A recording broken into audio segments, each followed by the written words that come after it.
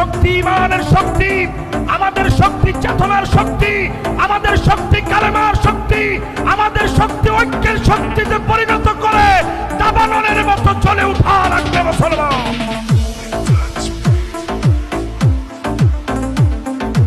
আপনাদেরকে বলতে চাই, যেহেতু অতি দ্রুত নির্বাচনের একটি রোডম্যাপ ঘোষণা করেছে, আমরা এখন থেকে সিদ্ধান্ত গ্রহণ করব বাংলাদেশ জামাত ইসলামীর মার্কা দাঁড়িপাল্লা মার্কা ছাড়া অন্য কোন মার্কাতে আমরা আর ভোট দেব না।